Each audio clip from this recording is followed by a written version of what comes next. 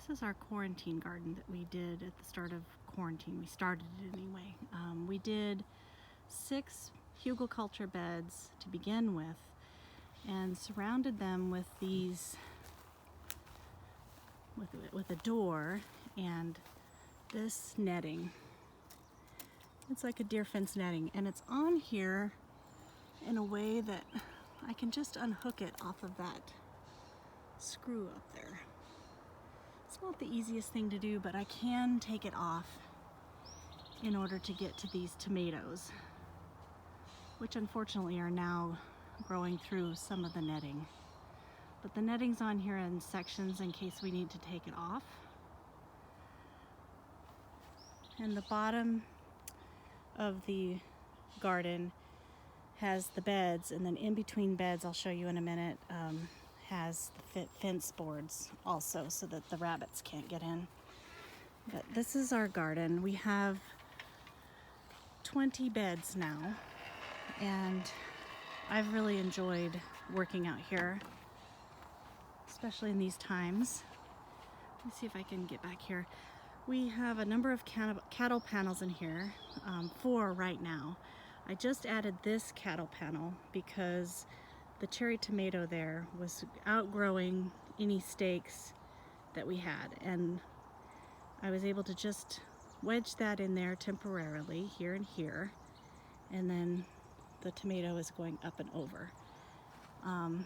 Next year I won't plant any tomatoes next to the deer fencing. I'll plant it on the interior beds where I can have it go over either the arch trellises or some of the other cedar trellises that we have. But we have the wider cattle panels. I have pole beans here that I started a few weeks ago, and then the far one over here is butternut squash. And we had some powdery mildew with that, and so treating that kind of stunted the plant a little bit. I think it would be bigger and more filled out had we not had some of those issues. Plus I had to kind of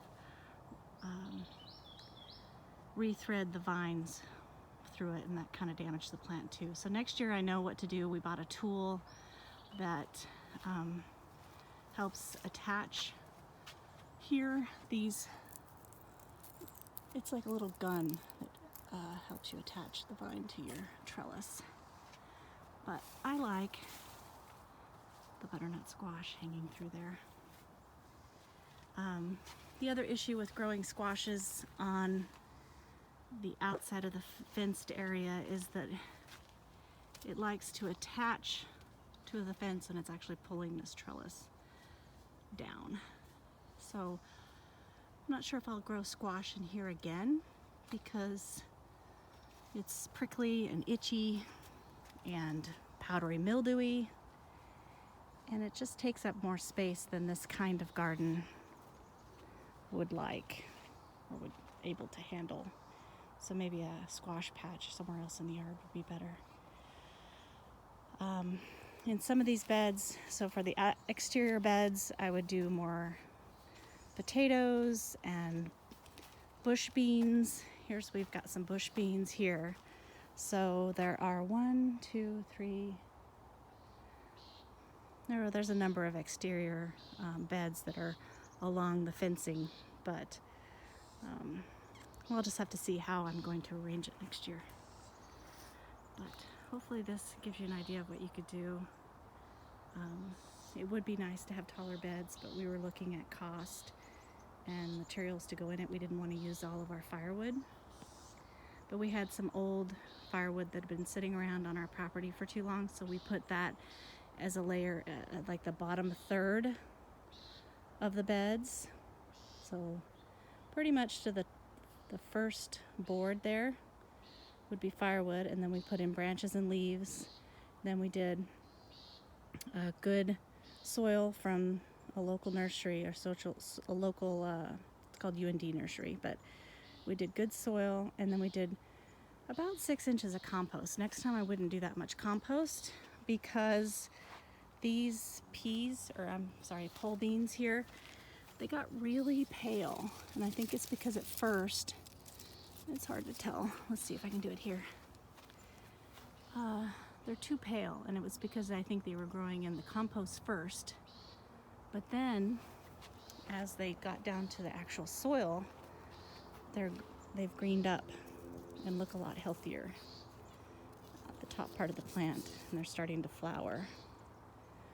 I'm not very good at this with this camera, but